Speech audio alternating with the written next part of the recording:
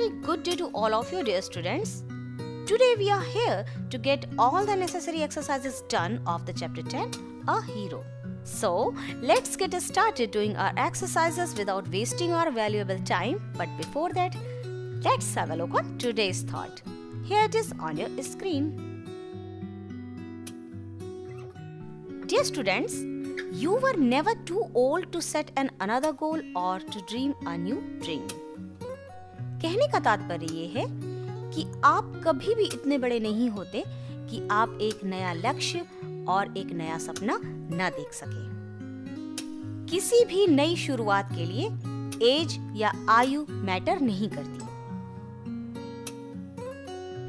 With this inspirational thought, let's get started doing our exercises, starting with some important vocabularies of the chapter.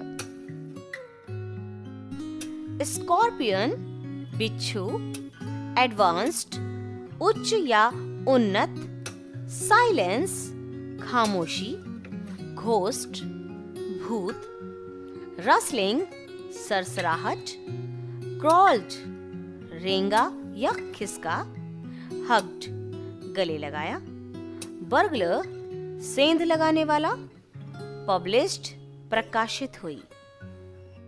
Now I am turning to the next exercise of the chapter. Answer the following questions. And here's the first question.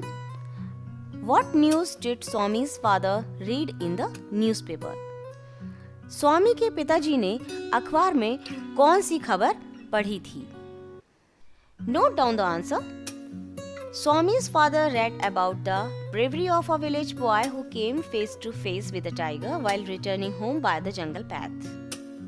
स्वामी के पिताजी ने एक गांव के बहादुर बच्चे के विषय में पढ़ा था Who came face to face with a tiger, जिसका सामना एक बाघ से हो गया था जब वह जंगल के रास्ते से घर लौट रहा था। The next question is, What does Swami's father quote regarding strength and courage? साहस और ताकत के विषय में स्वामी के पिताजी क्या उद्धृत करते हैं? Here's the answer. He says that a man could have the strength of an elephant and yet be a coward, whereas another one could have a strength of a straw but has courage, can do anything. वे कहते हैं कि एक व्यक्ति के पास अगर हाथी जितनी भी ताकत हो फिर भी वह कायर हो सकता है, वहीं दूसरी ओर एक दूसरे व्यक्ति के पास अगर तिनके जितनी भी ताकत है लेकिन वो साहसी हो सकता है और कुछ भी कर सकता है। Here's your third question. Why did Swami's father ask him to sleep in his office room? स्वामी के पिताजी ने उसको कार्यालय के कमरे में सोने के लिए क्यों कहा? Note down the answer. Swami's father wanted Swami to show his courage and not to be afraid of darkness, so he asked Swami to sleep in his office. स्वामी के पिताजी ये चाहते थे कि स्वामी अपना साहस दिखाए और अंधेरे से ना डरे, इसलिए उन्होंने स्वामी को कार्यालय में सोने के लिए कहा। Here's the next question. What was Swami's condition when he lay amidst the furniture? स्वामी की स्थिति क्या थी जब वह फर्नीचर के बीच में लेटा था? Note down the answer. Swami's heart started beating faster. स्वामी का दिल जोर जोर से धड़कने लगा। He shut his eyes tight and covered himself with blanket.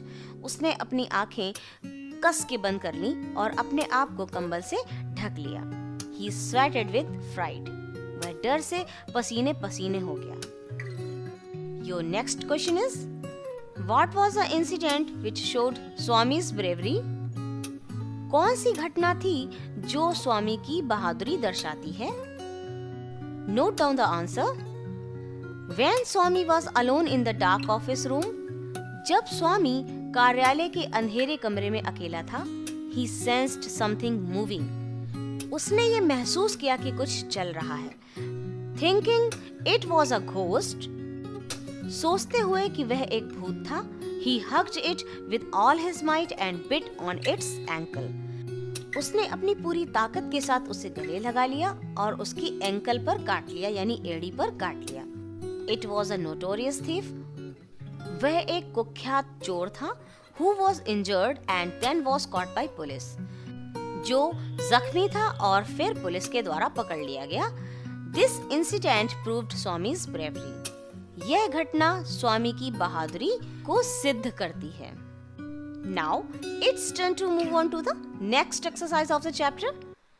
Write whether the following statements are true or false.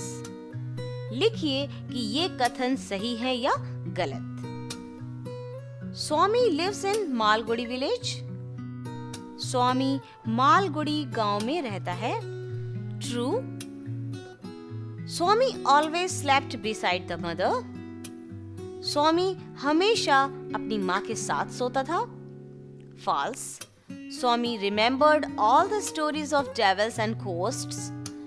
स्वामी को राक्षसों और भूतों की सारी कहानियां याद आ गईं। True. The police said that Swami was a true scout. Police ने कहा कि स्वामी एक सच्चा स्काउट था। False. हेडमास्टर ने कहा था। Now it's time to move on to the next exercise of the chapter. It's word part.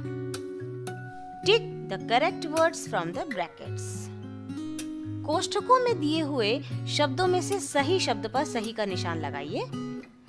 Objects like table, chair and bed used in home. घर में प्रयोग होने वाली वस्तुएं जैसे मेज, कुर्सी और बिस्तर। कोष्ठक में दिया हुआ है फर्नीचर और क्रॉकरी। क्या कहलाता है? फर्नीचर। फर्नीचर पर निशान लगाइए। A woolen sheet used to keep us warm. हमें गर्म रखने के लिए एक ऊनी चादर। कोष्ठक में दिया हुआ है बेडशीट और ब्लैंकेट। क्या कहलाता है? ब्लैंकेट यानी कंबल। A set of rooms or building where people work. कमरों का या इमारतों का ऐसा समूह जहां लोग काम करते हैं। कोष्ठक में दिया हुआ है ऑफिस और प्लेग्राउंड। ऑफिस पर निशान लगाइए। And the last is a person who enters a building illegally in order to steal. एक व्यक्ति जो किसी इमारत में कुछ चुराने के उद्देश्य से गैर कानूनी रूप से घुसता है। क्या कहलाता है? कोष्ठक में दिया हुआ है बर्गलर या जोकर। बर्गलर पर निशान लगाइए। Dear students, now it's time to do language practice. Read the following sentences and understand.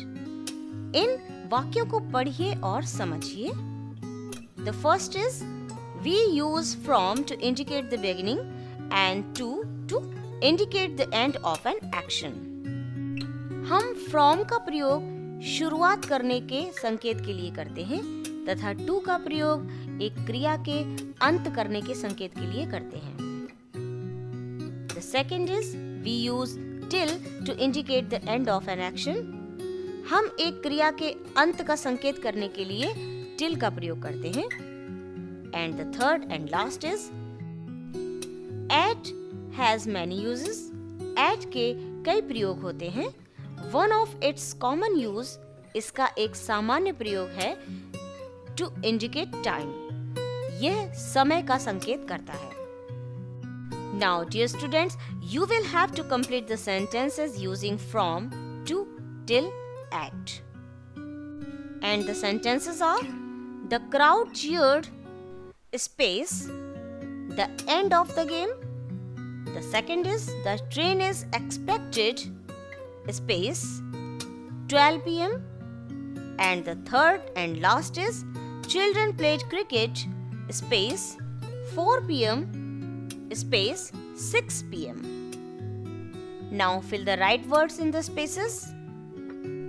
Here we go. The crowd cheered till the end of the game. भीड़ ने खेल के अंत तक खुशी प्रकट की। The train is expected at 12 p.m. Train 12 बजे अपेक्षित की जाती है। Children played cricket from 4 p.m. to 6 p.m. बच्चों ने 4 बजे से 6 बजे तक क्रिकेट खेला। Dear students, that's how we have completed all the necessary exercises of the chapter 10, A Hero. As we have already completed the reading of the chapter in the last video, now it's your turn to give your 100% in the examinations by learning all these exercises attentively. If you like my videos, share as much as you can. Do subscribe my channel if you didn't subscribe yet, and hit the bell icon to get all the notifications of my upcoming videos. See you in the next video with the new chapter. Let's call it a day. Keep taking a good care of yourselves and keep watching all the videos. Thank you.